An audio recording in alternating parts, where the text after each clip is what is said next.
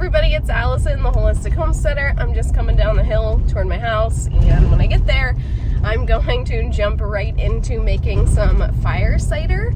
So I figured I would film this as I get to my mailbox. Fire cider is made with apple cider vinegar and a bunch of different herbs and spices and stuff, and it's really, really great for boosting natural immunity. So I figured I was gonna make it for Brian and I. The girls might not like it. It'll be a little bit on the spicy side, have a little bit of a kick to it, but I'm sure they'll try it. Brian and I, we will use it though, especially me. Now that I'm teaching full-time, germs are rampant in my school right now, so I need all of the immunity boosters I can get. So I'm gonna head inside and I'm gonna show you guys how to make fire cider. So I have everything laid out for the fire cider. I'm going to start with just a quart size mason jar. This is a wide mouth jar, but you can use a small mouth jar too. To this, we are going to add 1 chopped and peeled red onion. I'm going to add 2 heads of garlic. Then I'm going to add about 4 ounces of ginger root. So that's probably about like a 4-inch section of ginger root. I have peeled it already. I just used this little paring knife and I peeled it. If you're not very good with knives, you can also peel ginger really easily just with using a spoon, like a teaspoon. That'll peel it right off. And I'm going to chop this up into probably 1-inch chunks or so. I'm also going to add 1 jalapeno. Here's what ginger root looks like if you go to buy it in the store. So you can imagine it was a pretty big chunk of ginger root, but for this you only need about a 4-inch section peeled. Then we're also going to add ground turmeric, a teaspoon of ground turmeric, and a teaspoon of ground black pepper. And then we're also going to add some thyme. This is my homegrown thyme from my herb garden. You can use dried thyme from the store. You can use fresh thyme, doesn't really matter. I'm just using dried thyme because this is what I have on hand. We're gonna add everything down into our mason jar, and then we're going to cover it with a really good quality apple cider vinegar with the mother. That is the most important part. It has to say with the mother. It is USDA organic. This is the Bragg company. So I'm just going to get everything chopped and add it down into my mason jar.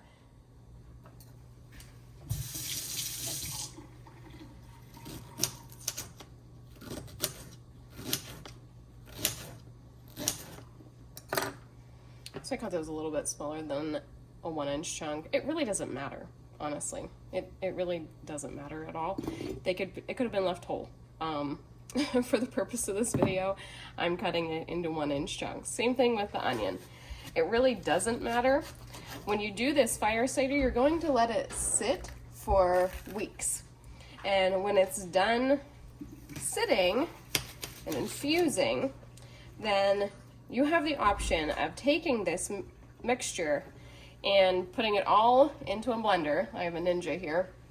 Blending everything together, letting it set for another week, and letting all of the solid materials settle to the bottom, and then you can utilize the fire cider that's left on top. You can do it like that. And in that instance, you would want things peeled and, you know, all of that, just because you're going to be blending it up. But you really don't need to. I don't plan to blend mine, to be completely honest. So it's just gonna all get strained off and probably composted. So just a rough chop. If you want to peel things, peel things. If you don't. It really doesn't matter. With our onion, we just chopped it. With our lemon, I'm probably just going to cut it in half and then maybe cut it into some wedges. There's no real rhyme or reason here.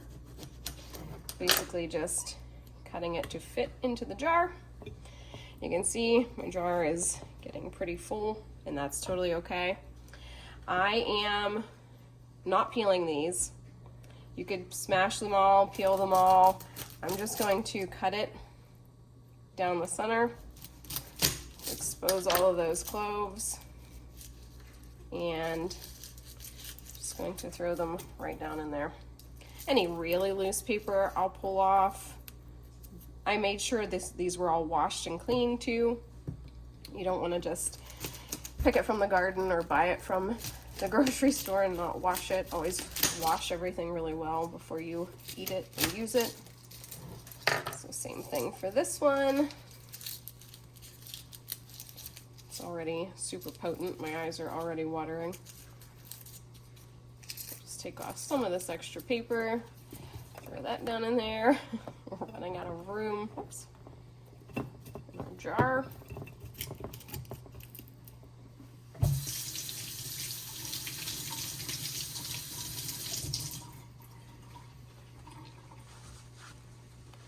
Next, I'm going to add our ground turmeric. You can use fresh turmeric too. They had that for sale at the grocery store that I got the ginger at, but I've never worked with fresh turmeric root.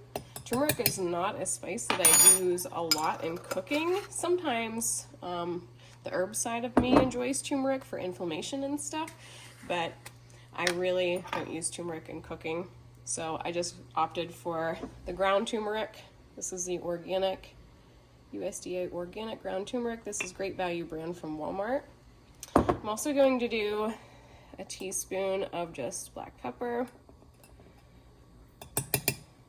I'm out of pepper right now. I found this really old ground black pepper in the back of my cupboard, so we're making do with this for right now. I prefer fresh peppercorns if I can get it. This is Best Buy of October 20th, 2014, folks. That pepper expired so long ago, but it's an herb. I mean, herbs really don't go bad. There's nothing wrong with this pepper whatsoever. I'm risking it. London says, you can't use that. That's disgusting. I'm using it. What? Didn't you get pepper? I don't think so. I need to get some. So now I'm going to try to squeeze this jalapeno down in here. If you are not a fan of spice, you can omit the pepper altogether. If you love spice, you could add 2 or 3 of these. If you love it super duper spicy, add a couple different kinds of peppers. You could also use cayenne pepper too. If you don't have fresh pepper, you could just use dry pepper. Really, you can make this whatever you want. You can add elderberries down into this for an additional immune boost. You can add cinnamon sticks. You could add cloves or star anise or rosemary. Really, you can add whatever you want to this. This is what I'm choosing to add into mine. You can alter yours in whatever way you wish. So I think I'm just gonna cut this literally in half, seeds and all. I'm just gonna tuck it down in here. And all that I have left is my fresh thyme. So I'm probably just going to cut some of these wild sprigs off. And I'll strip those. I want at least a teaspoon of thyme. For me, I love any and all herbs really, so the more herbs the merrier. You can add lavender flowers, lavender buds down into this. Really, you can make it, like I said, however you want. Oh, bless you to Brian. Brian is actually sick on the couch right now, so everybody keep him in your thoughts and hope he gets a speedy recovery. He needs this fire cider now more than ever. Unfortunately, fire cider takes a little while to make, so we should have done this a while ago, but oh well.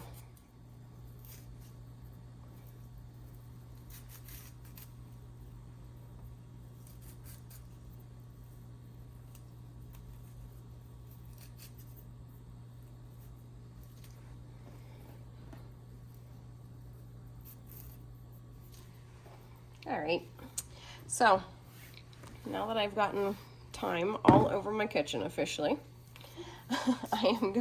we're going to fill it up with our apple cider vinegar. And you want to add enough to cover everything. You want to kind of give it a little shimmy shake to get rid of any air bubbles that might be hiding.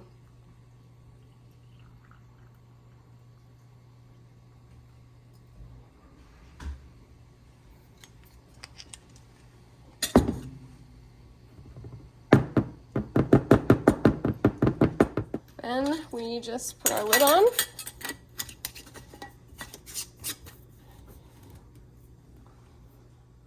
And you're going to let this set. Now that we have it covered, you can put a piece of wax paper between the lid and the jar just to help the lid from corroding, but I normally don't tend to do that. But now you are going to let this set in a warm place like the top of the fridge, and you're going to do that for a few weeks, probably about 3 weeks.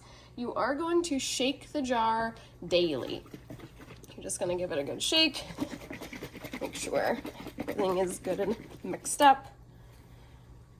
And yeah, so in 3 weeks we will strain it all off, and we will have this really, really potent vinegar fire cider. You can add honey at that point to help sweeten the flavor. It will be a very, very vinegar flavor. So if you're not a person, if you don't like kombucha, you don't like vinegar, you don't like pickles, then this won't be for you just out of the jar. You will probably want to sweeten it with some honey. So I will give you guys an update in about 3 weeks, and I'll probably show you the process of straining it off, and probably do another video just talking about fire cider's health benefits, and just give you a general update on how it's been going. Hope you have enjoyed this video. We'll see you next time. Bye.